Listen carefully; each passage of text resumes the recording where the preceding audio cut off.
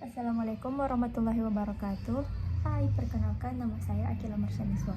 Pada hari ini men- saya ingin membawakan sebuah materi dari buku IPA kelas 9 yang berjudul Teknologi Ramah Lingkungan.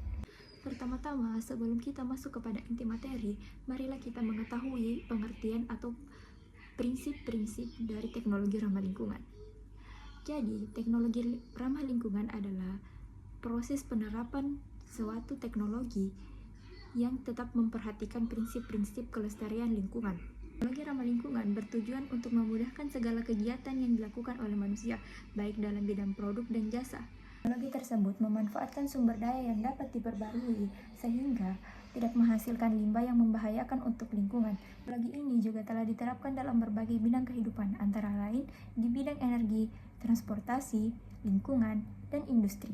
Sekarang, saya akan menjelaskan penerapan teknologi ramah lingkungan pada bidang energi. Teknologi ramah lingkungan dapat diterapkan pada bidang energi sebagai upaya untuk mencari sumber daya alternatif untuk masa depan. Bidang energi yang pertama yang akan kita bahas adalah biofuel atau bahan bakar dari tumbuhan. Biofuel adalah jenis bahan bakar alternatif yang terbuat dari bahan-bahan organik. Biofuel terbagi dalam dua jenis. Yang pertama adalah etanol dan yang kedua adalah biodiesel.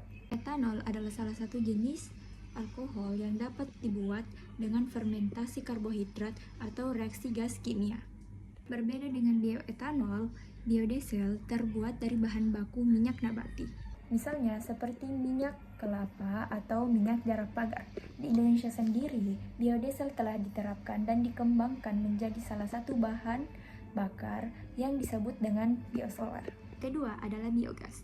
Biogas adalah bahan bakar alternatif yang diperoleh dari proses fermentasi oleh bakteri anaerob. Bakteri anaerob bekerja dengan cara mengubah gas-gas organik menjadi gas metana sebanyak 75% dan menjadikan sisanya sebagai zat-zat yang lainnya. Dari sini kita mengetahui bahwa gas yang dibutuhkan untuk membuat bahan bakar ialah gas metana.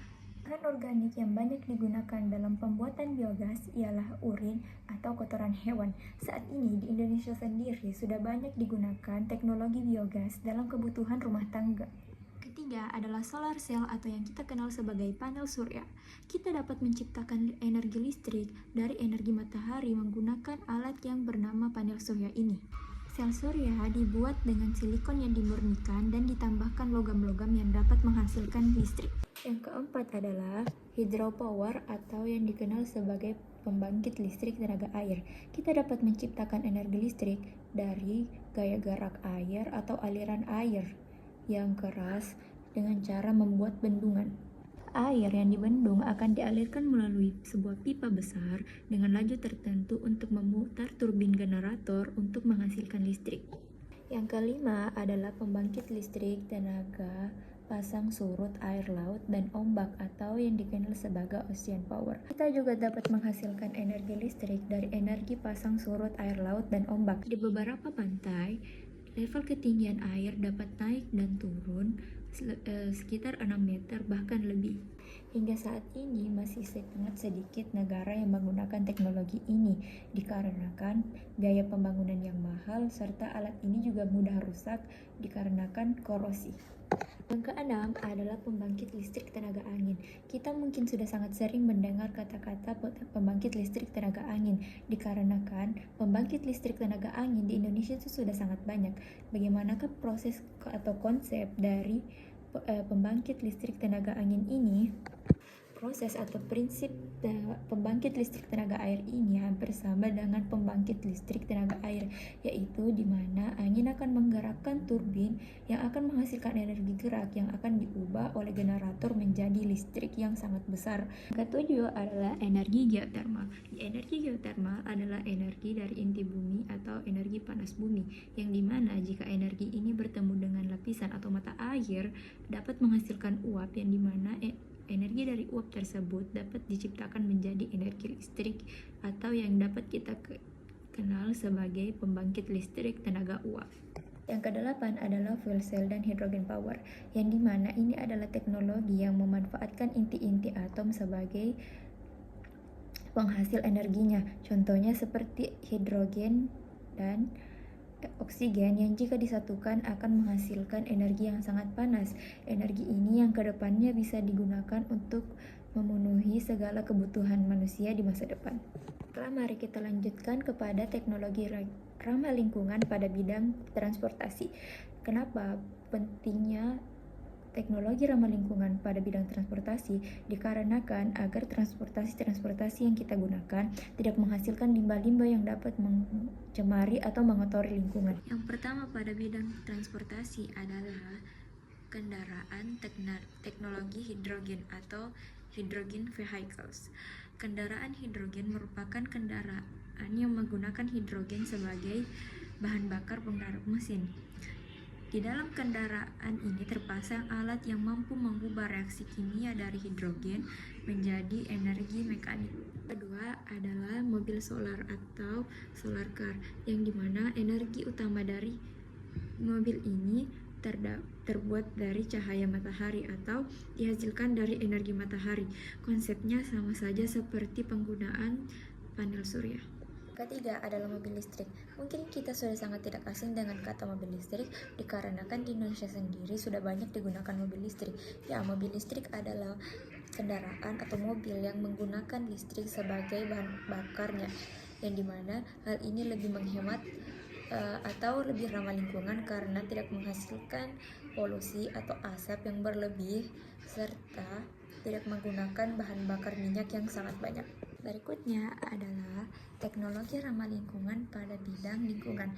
Nah, yang dimaksud adalah pada bidang lingkungan ini adalah bagaimana cara teknologi ramah lingkungan ini juga bekerja untuk menjaga lingkungan seperti mengatasi pencemaran dan sebagainya. Yang kedua adalah fitoremediasi, yaitu adalah penggunaan tumbuhan untuk menghilangkan, menghancurkan, menstabilkan, ataupun memindahkan bahan pencemar baik organik maupun non-organik. Melalui fitoremediasi ini, zat-zat seperti polutan dapat dihilangkan ataupun dikurangi dengan cara yang lebih mudah.